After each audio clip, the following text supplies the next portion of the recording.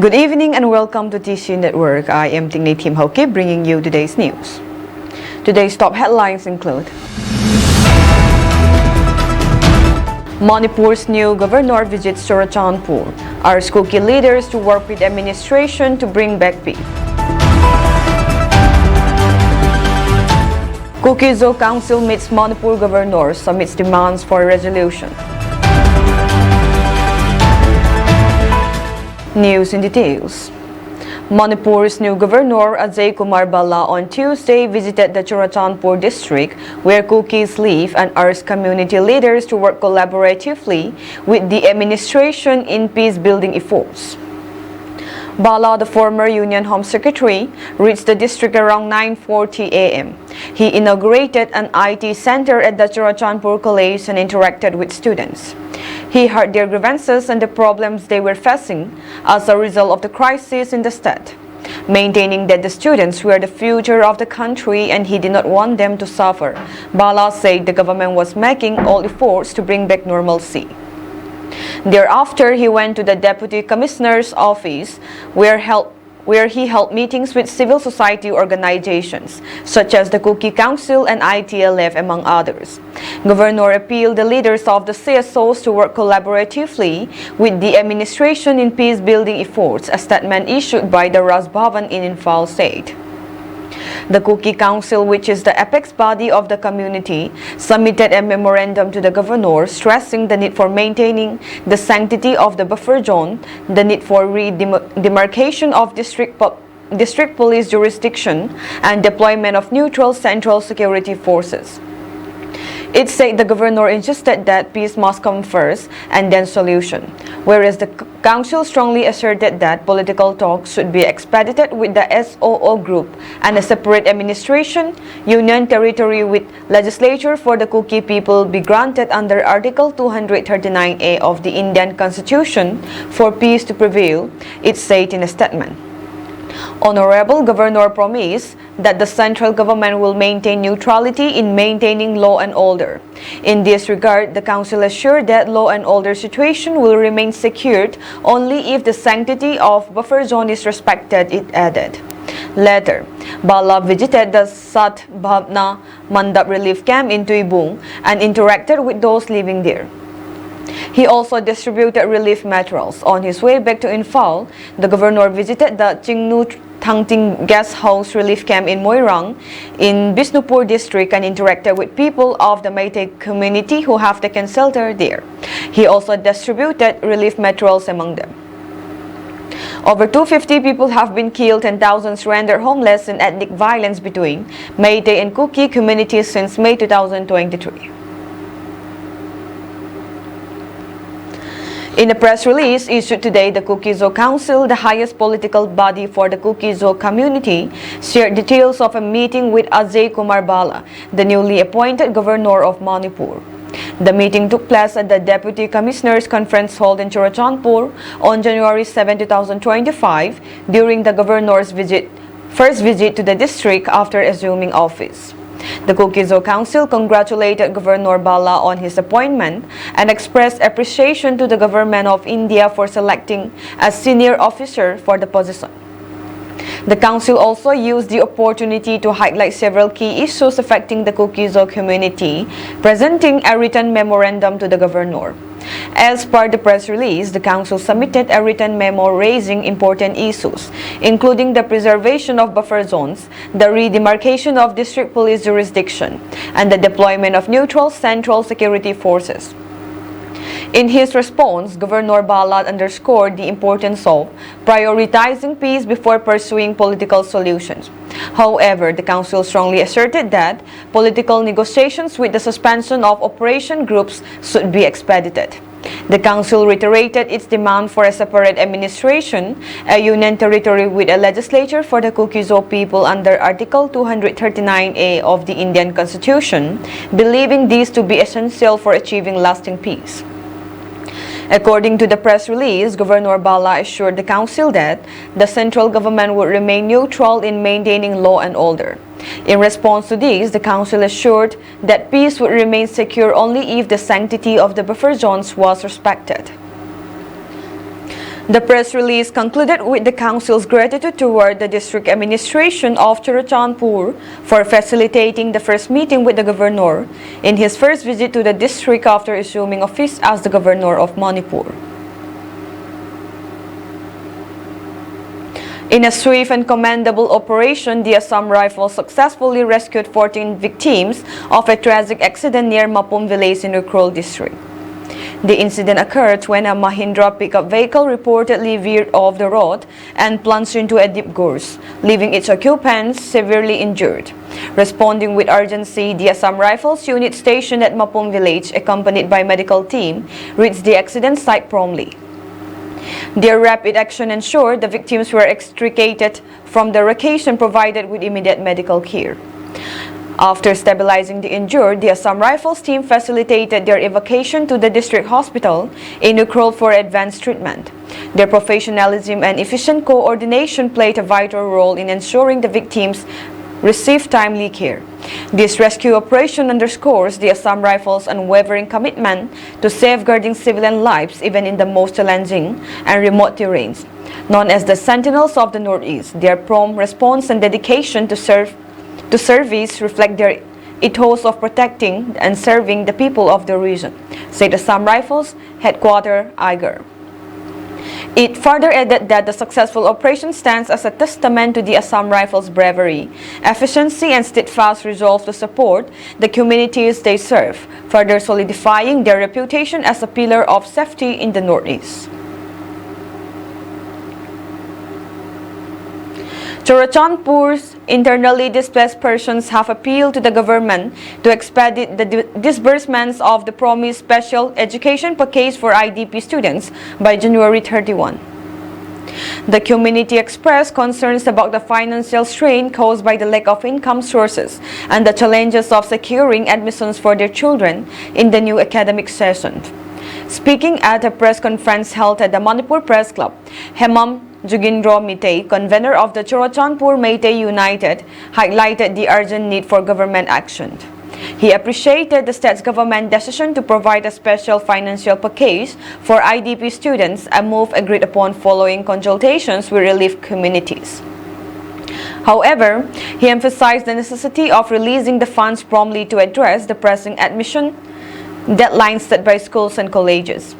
Most institutions have fixed their admission deadlines between January 5 and 15, but the majority of IDP parents are unable to pay the fees, Mitei said. Given this situation, it would greatly benefit the student if the government distributes the package before January 31. According to a survey conducted by the CMC, approximately 1,575 families, comprising around 15,000 individuals, were displaced from Churachandpur. Among them, 1,443 are students. Although the government has facilitated free education in public schools, many parents prefer enrolling their children in private institutions due to dissatisfaction with the quality of education in government schools. Mitei also called on private school authorities to extend their admission deadlines for IDP students to ease the transition. While we struggle with limited income sources, we remain steadfast in our commitment to our children's education. We urge schools to cooperate by relaxing admission deadlines, enabling us to secure our children's future, he appealed. The CMC and apex body comprising organizations such as the Meitei Society, Meitei Youth Organization Churachandpur, Ima Leimarel, Apun Balup, Nupi Samas, and Churachandpur Meitei Ethnic Class Victims Committee reiterated its dedication to advocating for the welfare of IDP families and their educational aspirations. The Kuki Students Organization KSO General Headquarters in its press release wishes Happy New Year to its community members. In its press release, the KSO General Headquarters addresses certain issues that had been inflicting the society. The KSO General Headquarters laid down certain rules and regulations to be followed by parents, students, and schools for the year 2025. First, since our state is in a very volatile situation and conflict can arise any moment, let us improve our education system, and starting from this new academic session, we would like to request all parents to let your children study within our own jurisdiction for their own safety and security. Second, all schools and institutions are requested to give befitting salary to all teachers and lecturers depending on their qualification and experience. Like we want good teachers to teach in our school, we should also pay them their worth. Third, all parents are requested to make sure that your child have Aadhaar card and PE and personal education number without fail. Fourth, the KSO, with an aim to make sure every individual receive education, has set up KSO Community School in 6 areas where parents cannot afford their children education. The KSO requests everyone to support the KSO Community Schools. Fifth, if you know anyone who cannot afford education for their children or any children not going to school, you are requested to inform to any one of the KSO executives. Today at 9 a.m., the district administration distributed relief materials to the IDPs taking shelter in various relief camps in Lamka at Mini Secretariat. In the Tuibong SDO area, 7,401 people taking shelter in 47 relief centers received 400.83 bags of rice, 81.50 bags of wheat, 50.20 tins of oil, 31.60 bags of pulses, and 7,623 pieces of egg, among other essential items. In the Lamka SDO area, 5,551 people taking shelter in 32 relief centers received 309.34 bags of rice, 63.20 bags of wheat, 38.90 tins of oil, 24.80 bags of pulses, 15.89 bags of sugar, and 5,607 pieces of egg, among other essential items. In the Saikot SDO area, 1,069 people taking shelter in 7 relief centers received 59.64 bags of rice, 12.30 bags of wheat, 7.30 tins of oil, 4.70 bags of pulses, 3 bags of sugar, and 1,080 pieces of egg, among other essential items. In the Singat SDO area, 946 people taking shelter in relief centers received 52.80 bags of rice, 10.90 bags of wheat, 6.80 tins of oil, 4.20 bags of pulses, 2.80 bags of sugar, and 956 pieces of egg, among other essential items. In the Sangaikot SDO area, 858 people taking shelter in 4 relief centers received 47.90 bags of rice, 9.80 bags of wheat, 6.10 tins of oil, 3.80 bags of pulses, 2.40 bags of sugar, and 867 pieces of egg, among other essential items. Today, a total of 870.50 bags of rice, 177.70 bags of wheat, 109.40 tins of oil, 69.10 bags of pulses, 44.65 bags of sugar, and 15,773 pieces of egg, among other essential items, were distributed to the relief centers. There are currently 90 relief centers in the state sheltering 15,825 people. Since June 2023, the district administration has been providing relief materials including rice, wheat, pulses, sugar, oil, and other essential items to the people taking shelter in the relief centers. Additionally, the administration has also provided non-food items such as blankets, mattress, soap, diapers, and sanitary pads, among others.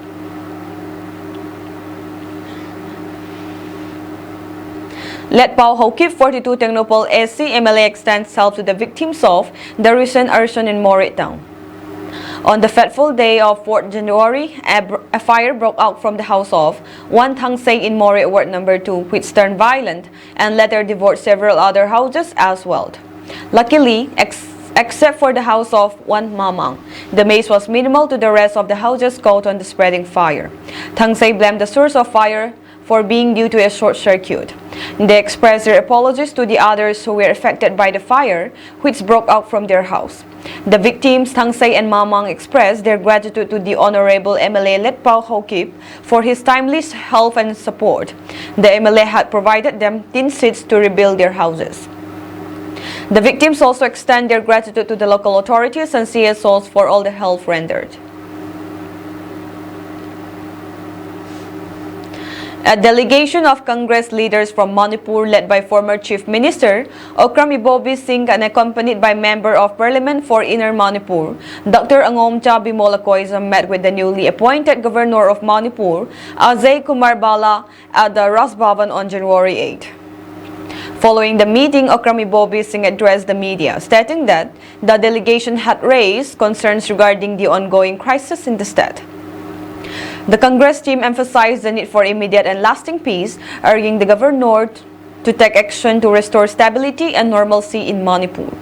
Singh expressed that the Congress party prioritizes peace and has pledged to extend all efforts to bring an end to the current unrest. He further mentioned the distress caused by recent incidents, including the tragic suicide of a newly married woman at the Mekola relief camp in Imphal West, highlighting the severe impact of the ongoing crisis on the people of the state. The Congress leaders also expressed their gratitude to the governor for patiently listening to their concerns. While the party had met with previous governors to discuss the situation, this marked the first meeting with Governor Ajay Kumar Bala since his appointment. The Mayra Paibis from Thamnapokpi, Sanasabi, and Yaingang blocked the Central Armed Police Forces who were stationed at Saibol from Imphal Valley from leaving the spot. As per report received from the ground, the Mayra Paibis prohibited the CRPF from leaving Saibol Post, the infamous places where 40 Kuki women were inhumanly treated by the CRPF. The Mayra Paibis blocked the CRPF from returning to Imphal and asking them to go back to Saibol. The reason behind remains unclear. It may be mentioned that the Meitei armed groups had initiated attack on Saibol area since December 24, 2024 in an aim to control the area. In relation to this, the Manipur government sent the CAPF to the said area, due to which Kotu Kols blockade in Kangpopi district and sealed the DC office. If by any chance the Meitei overtook Saibol area, it will hamper the Kuki to a great extent, and that is why the Kuki women blocked the CAPF from stationing there. The Meitei's double-edged propaganda of stationing the CAPF at Saibol areas is very much clear to the Kukis, and hence the Kukis will never allow the stationing of CAPF forces in Saibol. Mizoram Health Minister Larin Pui chaired a meeting with officials of the Health Department to review the situation of human metapneumovirus HMPV in India and Mizoram. Under the chairmanship of the Health Minister, a core committee on HMPV has been established with rapid response team at the state level and at all districts across the state. The Integrated Disease Surveillance Program (IDSP) has also issued notices to the public stating that HMPV is a respiratory disease which has also occurred in the past years across the globe, and that IDSP is constantly tracking it, and there have been no recent reports of influenza-like illness and severe acute respiratory illness in Mizoram. The public has also been informed that there is no need for panic, as the Health Department and Surveillance Network are constantly monitoring the situation, with all government and private hospitals given orders to give daily reports on all influenza-like illness and severe acute respiratory illness-related cases. Furthermore, the Health Department has reported that Pneumonia Control Program or SANS campaign is currently taken up across all the districts of the state and has requested the cooperation of the public and all health officials for its successful implementation. The department has also requested the public to report any suspected cases of influenza-like illness and severe acute respiratory illness to the nearest hospitals and sub-center or health and wellness center.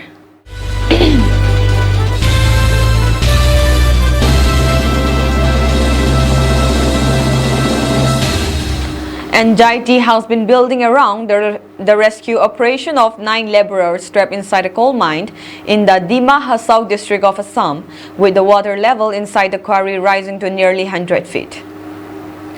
Navy divers were flown in from Andhra Pradesh, Visakhapatnam to assist the teams of Indian Army, Assam Rifles, National and State Disaster Response Force, and local authorities in rescue operations. However, no worker has been brought out of the mine so far. Additionally, a relief task force was also mobilized to rescue the trapped miners in Uramso, and this group comprises specialists like divers, sappers, and other relevant personnel with necessary equipment. A defense official was cited by news agency ANI. Another official said that 2 water pumping machines were also deployed to flush out the water from the from the mine. Chief Minister Himanta Biswa Sarma meanwhile said that he spoke to Union Coal Minister G. Kisan Reddy seeking assistance for the rescue efforts. He has promptly issued directions to Coal India Limited to extend full support to the Assam government in this mission. My sincere gratitude to him for his swift response and support, he wrote in a post on X. Sarma also thanked the army for extending a hand in the rescue operations. Much gratitude for this quick response. We are deploying all possible efforts to ensure the safe return of our miners, he added. After a sudden flow of water flooded the mine at the Assam Coal Quarry, 9 laborers were left trapped inside the site situated in the 3-kilo area of Uramso since Monday. Though PTI reported citing quarry officials that there were around 15 workers inside the mine, the number has not been officially confirmed. Earlier in the day, Assam Minister Kaushik Rai had also told ANI, there may be more people there, but as of now, we have confirmation of 9 only. The 9 trapped laborers have been identified as Ganga Bahadur Shred, Hussein Ali, Zakir Hussain, Serpa Burman, Mustafa Sikh, Hushi Mohan Rai, Sanjit Sarkar, Lizan Magar, and Sarat Goyari. CM Sarma also announced that a person was arrested after the workers were trapped inside the coal mine, saying that it appears to be illegal. A case was also registered in connection with Monday's incident, he added. The police have registered an FIR under Uramso PS case number 02/2025 citing sections 35/105 BNS Section 21(1) of the Mines and Minerals Development and Regulation Act 1957 to investigate the incident. Prima facie, it appears to be an illegal mine. One punished, Nunisa, has been arrested in connection with the case, the Chief Minister posted on X. With anxiety building every minute, the rescue operations are underway in full swing in Assam.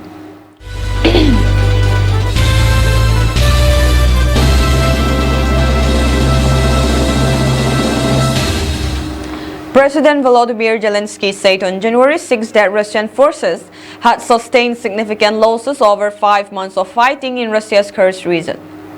During the Kursk operation, the enemy has already lost 38,000 of their soldiers in this direction alone, with nearly 15,000 of these losses being irreversible, Zelensky added in his evening address. He did not provide evidence to support the figures he cited for Russian casualties, so the Kyiv Independent could not immediately verify the information. Since the start of the Kursk incursion, Russia has also lost over 3,000 pieces of equipment and vehicles, the General Staff of Ukraine's Armed Forces claimed. These reportedly include 104 tanks, 575 armored vehicles, 330 artillery systems, 12 air defense systems, 12 multiple launch rocket systems, a plane and 3 helicopters, among others. Ukrainian forces had also taken 860 Russian soldiers as prisoners, which helped to facilitate exchange and release of Ukrainian captives, according to the General Staff. The Kursk region lies on the border with Ukraine's Sumy Oblast, which has been experiencing daily attacks since Russian troops were pushed out of the oblast and back across the border in April 2022. Ukrainian forces launched a large-scale operation in the Kursk region in early August, capturing sections of the territory. However, the Russian military claims it has regained control over much of that land. On January 5, Ukraine reported initiating a new offensive in the area but shared limited information about it. Reports from Ukrainian and Western sources suggested that around 11,000 North Korean troops are aiding Russian forces in the region. Russia has not confirmed or denied their involvement. The Russian Defense Ministry reported on January 6 that Ukrainian forces were stopped and their primary units were destroyed near Berdin, a settlement along a road leading northeast to the city of Kursk. Zelensky highlighted the creation of a buffer zone in the Kursk region, where Russia had stationed substantial military reinforcements. According to him, this development has hindered Moscow's ability to deploy those forces to critical battlefields in eastern Ukraine. Importantly, the Russian forces cannot now direct all this strength to our other directions, particularly to Donetsk, Sumy, Kharkiv, or Zaporizhzhia Oblast, he said. North Korea on Monday fired a missile as U.S. Secretary of State Antony Blinken visited South Korea, where he warned Pyongyang was working ever closer with Russia on advanced space technology. Blinken visited an investigator where trying to arrest conservative President Yoon Suk-yeol, who has entrenched himself in his residence after being impeached for a failed attempt to impose martial law. In a reminder of common challenges that go beyond domestic politics, North Korea on Monday fired a ballistic missile to sea as Blinken was holding meetings in Seoul, pushing him to rebuke Pyongyang and its ally Russia. Both Blinken and his South Korean counterpart Cho Tae-yul condemned the launch at a joint press conference, with Washington's top diplomat calling it another violation of multiple UN Security Council resolutions. The outgoing diplomat also took aim at Russia, saying Moscow was expanding space cooperation with Pyongyang. The DPRK is already receiving Russian military equipment and training. Now we have reason to believe that Moscow intends to share advanced space and satellite technology with Pyongyang, he told the news conference. After North Korea's missile flew around 1,100 kilometers, 680 miles before falling into the sea, Seoul said it had strengthened surveillance and vigilance for more launches. Seoul was also in close coordination with the US and Japan about the launch, the South military added. The test comes 2 weeks before the inauguration of US President-elect Donald Trump, who in his last term sought to woo North Korea with a unique personal diplomacy. The outgoing diplomat also took aim at Russia, saying Moscow was expanding space cooperation with Pyongyang. The DPRK is already receiving Russian military equipment and training. Now we have reason to believe that Moscow intends to share advanced space and satellite technology with Pyongyang, he told the news conference. After North Korea's missile flew around 1,100 kilometers before falling into the sea, Seoul said it had strengthened surveillance and vigilance for more launches.